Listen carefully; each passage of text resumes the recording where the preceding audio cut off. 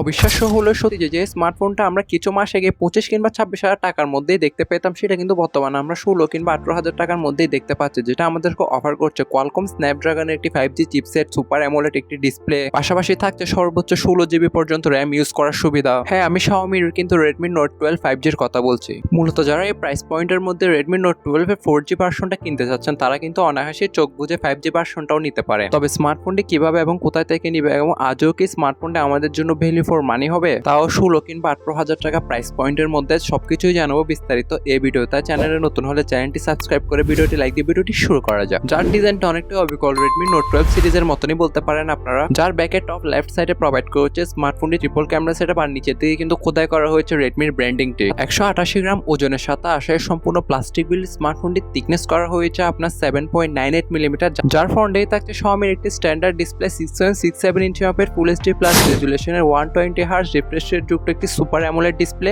যেটাকে ওভারঅল অনেকটাই কিন্তু আপনি পোকো X5 এর ডিসপ্লের মতনই বলতে পারেন। আর ওভারঅল ডিসপ্লের colour calibration on this budget range মনে হয় না কোনো রিপোর্ট আপনাদের থাকবে। পাশাপাশি থাকছে কর্নিং গোরিলা গ্লাস 3 এর প্রোটেকশন। তাই আপাতত আমার মতে মনে হয় না অন্য কোনো স্মার্টফোন আছে এই প্রাইস পয়েন্টের মধ্যে এরকম একটা ডিসপ্লে অফার করছে কিংবা ইন ফিউচার অফার করবে, যেটা আপনার LPDDR4X এর 6GB র্যাম থেকে শুরু করে সর্বোচ্চ 8GB পর্যন্ত র্যাম পাবেন, যেখানে আপনারা UFS 2.2 এর 128GB থেকে শুরু করে সর্বোচ্চ 256GB পর্যন্ত ইন্টারনাল স্টোরেজ পাবেন, যার 8/128 বর্তমানে কিন্তু আমরা বাংলাদেশের মার্কেটে 16 কিংবা 18,000 টাকা প্রাইস পয়েন্টের মধ্যে আনঅফিশিয়াল ভাবে দেখতে পাচ্ছি, যেখানে ভার্চুয়াল আরো 8GB র্যাম যুক্ত করে সর্বোচ্চ 16GB র্যামের মজা নিতে পারেন, ওটাও মনে মনে। তাই যেহেতু আপনারা 8GB র্যাম ভেরিয়েন্টটা পাচ্ছেন, তাই মাল্টিটাস্কিং এর ক্ষেত্রে মনে হয় না কোনো প্যারা আপনাদেরকে দিবে, যার ব্যাকগ্রাউন্ডে কিন্তু আপনি ইজিলি 5-6টা অ্যাপ কিন্তু ইজিলি প্লে করতে পারবেন। পাশাপাশি সর্বোচ্চ 1TB পর্যন্ত কিন্তু আপনি মেমোরি কার্ডের মাধ্যমে এই স্মার্টফোনটি ইন্টারনাল স্টোরেজটাকেও বাড়িয়ে নিতে পারবেন, যার ব্যাকে থাকছে 48 মেগাপিক্সেলের মেইন ক্যামেরা, দেন 8 মেগাপিক্সেলের একটি আলট্রা ওয়াইড, দেন সর্বশেষে কিন্তু থাকছে 2 মেগাপিক্সেলের একটি macro all over triple camera setup offer করে থাকছে স্মার্টফোনটি আমাদেরকে। তবে আপনি একটা কথা চিন্তা করে দেখতে পারেন যে বর্তমানে এই প্রাইস পয়েন্টে অন্যান্য স্মার্টফোনগুলো সব আজারে লেন্স দিয়ে থাকে, কাজের সেন্সর সে একটাই, তবে সেক্ষেত্রে Xiaomi এখানে কিছুটা ডিফারেন্ট কাজ করেছে। পাশাপাশি আপনি যদি এর ক্যামেরা কোয়ালিটি নিয়ে কথা বলে, সেক্ষেত্রে একটা অ্যাভারেজ টাইপের রেজাল্ট আপনাদেরকে দিয়ে থাকবে। আর ব্যাক ক্যামেরা আপনারা আলট্রা ওয়াইডও কিন্তু পেয়ে যাবেন অন দিস বাজেট রেঞ্জের মধ্যে, আর ব্যাক ক্যামেরা দ্বারা আপনারা সর্বোচ্চ ফুল এইচডিতে ভিডিওগুলো রেকর্ডিং করতে পারবেন। পাশাপাশি ফ্রন্টে থাকছে কিন্তু একটা 13 মেগাপিক্সেলের সেন্ট্রাল পাঞ্চ সেলফি ক্যামেরা। তাই প্রাইস পয়েন্টে বিবেচনা করলে মনে হয় না ক্যামেরা নিয়ে আপনাদের কোনো কমপ্লেন থাকবে, যেটিকে সম্পূর্ণ ব্যাকআপ করার জন্য থাকছে 5000 mAh এর একটি ব্যাটারি, আর বক্সে কিন্তু প্রোভাইড করেছে 33 ওয়াটের একটি ফাস্ট চার্জার। তাই সুপার অ্যামোলেড ডিসপ্লে হওয়ায় আপনি যদি আপনার জীবনের মতো ডার্ক মোডে রেখে ইউজ করেন, তাহলে সেক্ষেত্রে ব্যাটারি ব্যাকআপটা আর একটু ভালো পাবেন। साला ये दुख का खत्म नहीं होता बे।